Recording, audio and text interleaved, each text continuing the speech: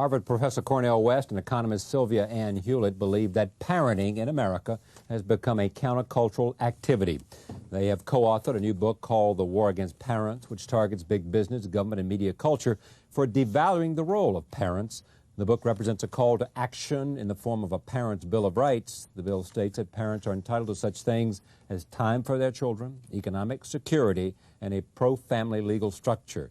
Joining me now, Cornel West, professor of Afro-American Studies and Religious Studies at Harvard. Also here, Sylvia Hewlett, founder and president of the National Parenting Association. I am pleased to have them here to talk about this book, The War Against Parents. Welcome back. How did we get here? If your diagnosis is right, how did we get to this point? Well, I think on the one hand, we have failed to acknowledge that parenting, the precious act of nurturing, is not simply a privatistic affair. It has civic significance. It has social consequences. And when we look, as Sister Sylvia points out, at the workplace, we see managerial greed run amok. Profits way up, stock markets, new records daily, and wages stagnating, sometimes declining, just beginning to increase incrementally, which means that then parents are squeezed. They're overworked, they're underpaid. Government pulls back, abdicates, leaves families dangling, young people drifting. Then we've got a popular culture that bombards them with narcissism and hedonism and tries to convince them that the market way of being in the world is the only way of being in the world. So you're suggesting that, notwithstanding the fact that most Americans seem to think the economy is doing well, too many Americans are not being touched by that prosperity, and at the same time, while they're being squeezed, they also are being bombarded by messages that are counter to the welfare of their children. The children are in trouble. Homeless children tripled since 1980. Young black males between 10 and 14, suicide rates tripled. Children are troubled. We know that. And it's true for vanilla suburbs, it's true for chocolate cities. And the answer is parenting? The answer is multivarious. Well, I think that what we show is that until we create the circumstances that allow moms and dads to come through for their own kids, we won't really get to first base in terms of reweaving that web of care. You know, obviously one needs the village. But if the folks on the front lines, that mom, that dad, are so, I guess, hamstrung by the circumstances of their lives, so demoralized, because, you know, Jolly, we do talk, I think, at some length about the cultural bombardment. Just think of the movies of the 1990s. Even the more innocuous ones, you know, Honey, I Shrunk the Kids, Home Alone. I mean, what is the message that comes out vis-a-vis parents? They're bumbling fools, they're stupid, they're incompetent, any 9-year-old can do a better job. I think parents feel very, I guess, blamed, very degraded, very undermined by what is going on in that culture. And they're also working so hard that they barely have time to put together the, I guess, stamina and, I guess, the armament they need to come through for their kids in an age which is so very market-driven that putting real energy into the ultimate non-market acts of caring and nurturing is, I guess, increasingly difficult for everyone. Do you think parents in America are prepared to listen to someone with a message that will resonate with them? Well, what we did in this book is that we spent 3 years surveying parents, holding focus groups, holding town hall meetings right across this nation, doing a whole lot of listening, trying to discover what was their most urgent needs and what might constitute common ground.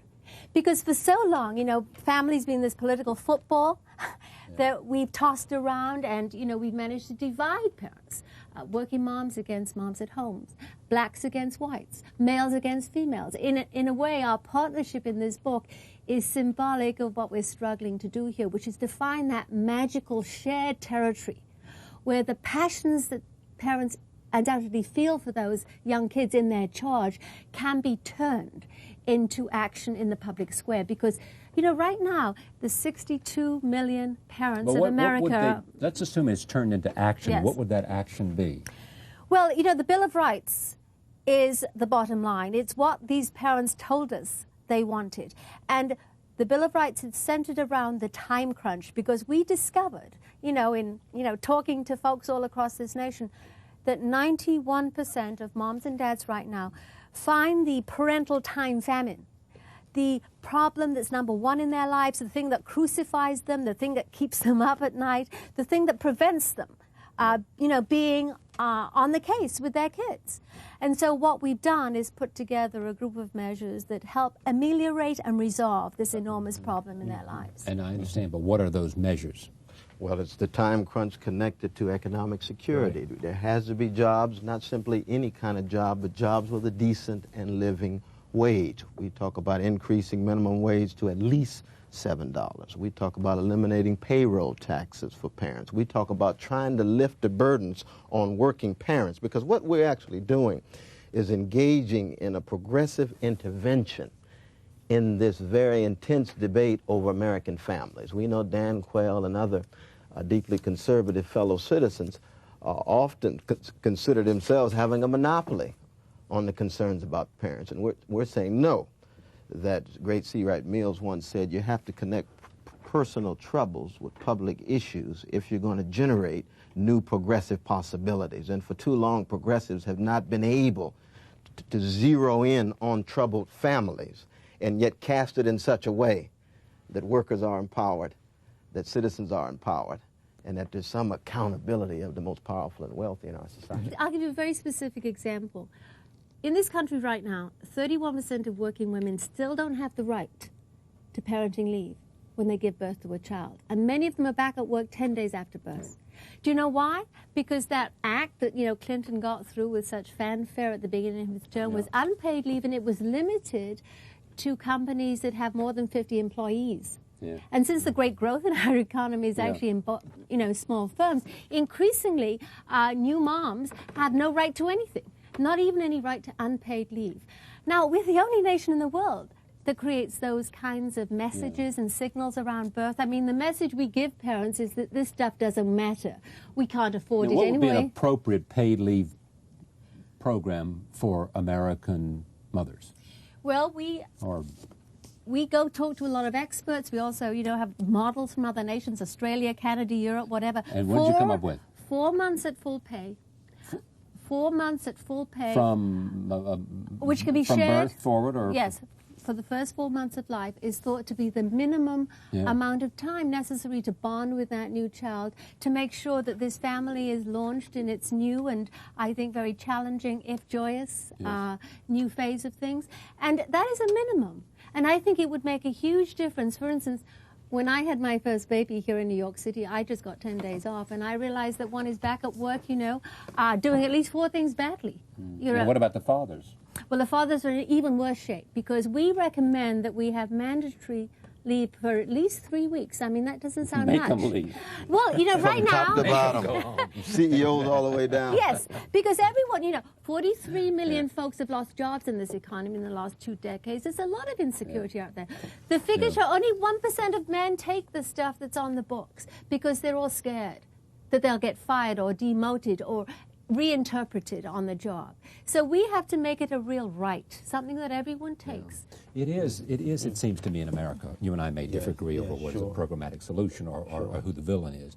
But there is, in America, a growing recognition, on the one hand, of the damage to the next generation of kids, because they're not getting enough mothers and not getting enough fathers and not getting enough not enough love, not enough care, not enough attention. But you think it is. And the most conservative among us, who prefers the least amount of government, will also recognize that there exists this terrible issue, which is that kids are not getting enough parenting. And the idea of believing in parenting, it seems to me, ought not be capitalistic or socialistic or liberal or conservative. It ought to be a very human idea that what happens to kids is fundamental to what kind of society we are becoming. Absolutely. And there's a concern for parents across political and ideological lines. The question is, how do we understand what goes into the conditions that allow for parents to come through for their children? You think, for example, Japan has 2% of their children living in poverty. Germany, which is not a country known for its generosity in the past, but it has good and bad, 4% of their children living in poverty. The United States, the richest nation in the history of the world, 20.5%. 42% brown children, 51% black children, and yet we ascribe 25% of American children living in poverty. 20.5, 21% roughly. But you think, here on the one hand, we ascribe ethical significance to the future. What makes America America is predicated on a promise that the future will be better. And yet the children are the future, and what do? We either hold at arm's length, ignore their suffering, their voices are not heard. I mean, if children's voices were heard in the way that corporate elite's voices were heard, we'd have a different set of governmental policies. You and I know that. And you mean if they could lobby? If they could lobby and bring power and pressure to bear and so forth, the parents would do that. Watching Bulworth, that's your problem. Oh, Cornel. Brother Warren, yeah, he's got a good point. I like it. And it's a critique of corporate power through the prism of race. He's not just talking about hip-hop culture. Yes, last word to you. So.